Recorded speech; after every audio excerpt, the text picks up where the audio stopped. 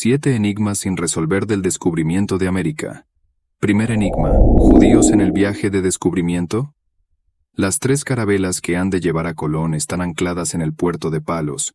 Es el 2 de agosto de 1492. Es de noche.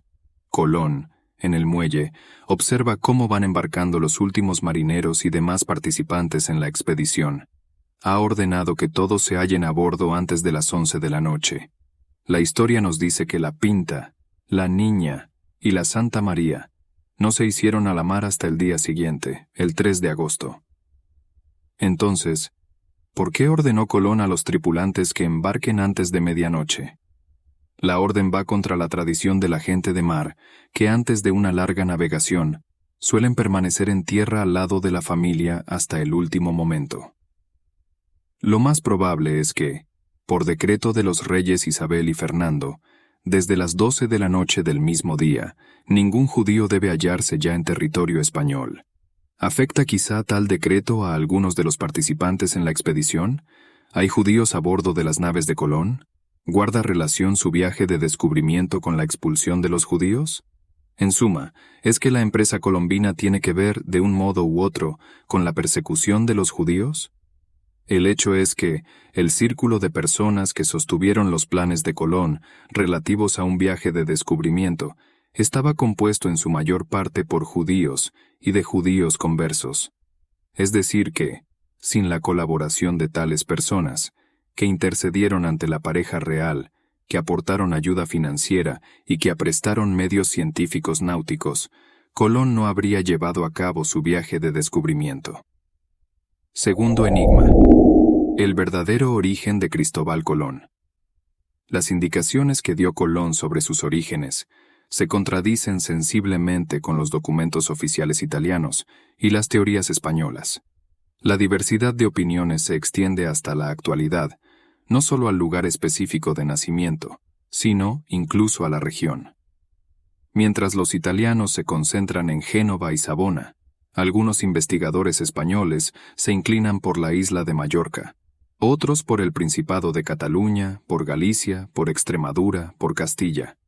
Y surgen sin cesar nuevas tesis. La fecha en que murió Colón está bien determinada: 20 de mayo de 1506, en Valladolid. En cuanto a la de nacimiento, de considerar todas las referencias del propio Colón, nos ubica entre 1447 y 1453. Pero sus declaraciones más precisas, las contenidas en actas judiciales, inducen a muchos a situarla entre el 25 de agosto y el 31 de octubre de 1451, de acuerdo, por lo demás, con la versión italiana. Y desde el nacimiento hasta la muerte, ¿qué sabemos con certeza de su vida? Nos consta que apareció en Lisboa, cuando contaba alrededor de 25 años. Lo que no está tan claro es cómo llegó a la ciudad. Tercer enigma: los grandes conocimientos de Cristóbal Colón. El hombre que en 1476 llegó a Lisboa poseía amplios conocimientos náuticos. Pudo ejercer enseguida el oficio de cartógrafo. Dominaba a la perfección el latín y el castellano, así como ciertamente el italiano, si bien no se sirvió de ese idioma sino raras veces, y que sabía también el portugués. Por si no fuera suficiente, también era versado en historia, geografía, geometría, religión y las sagradas escrituras. Sus comentarios a tal o cual pasaje interesante de una lectura reflejan a menudo que podía contrastarla con un sólido saber previo en tan distintas materias. Ahora bien, ¿cómo, cuándo y dónde lo había adquirido? Cuarto enigma: la esposa de Cristóbal Colón. En 1478 desposó en Lisboa a Felipa Moniz Perestrello. Ella era de familia noble, rica e influyente. Él, un insignificante hombre de mar, un cartógrafo extranjero, sin ingresos fijos y de humilde extracción. ¿Cómo pudo tener lugar un matrimonio tan desigual?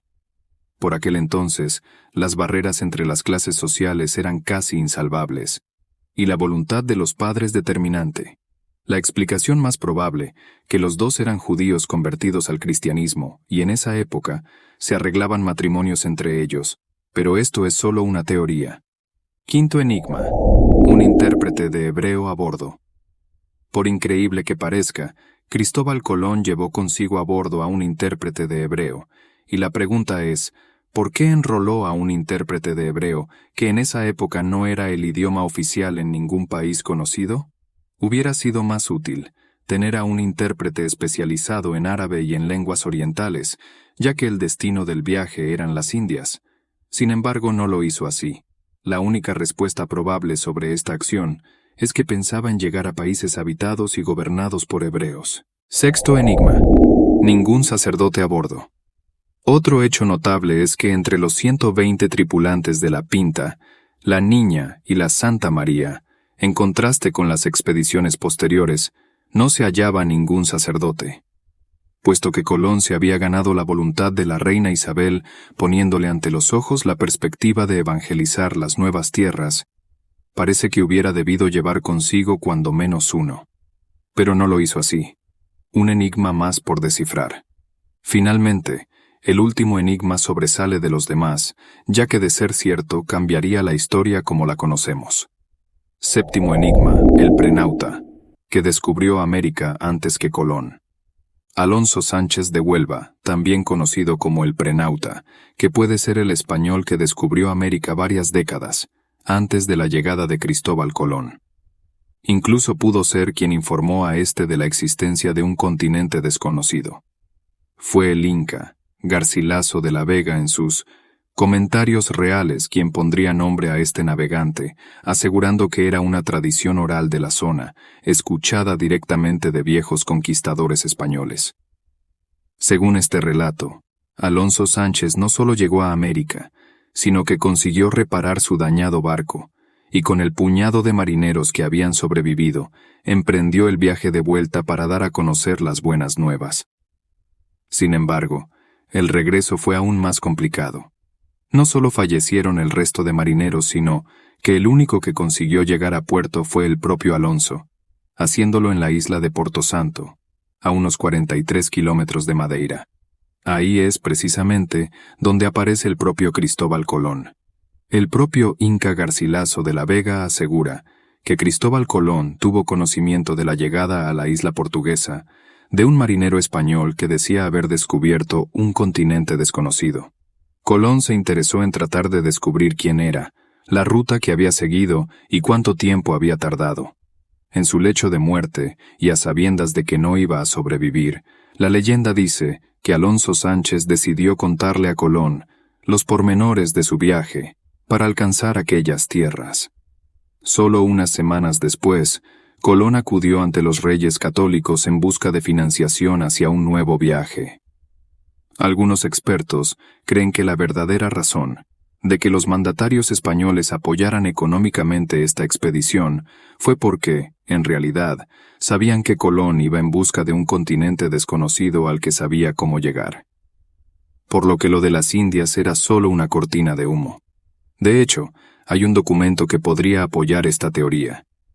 En las capitulaciones de Santa Fe, firmadas por los propios reyes en abril de 1492, se hablaba literalmente de lo que ha descubierto en los mares océanos, algo imposible si todavía no solo no había partido, sino que presuntamente desconocía su existencia.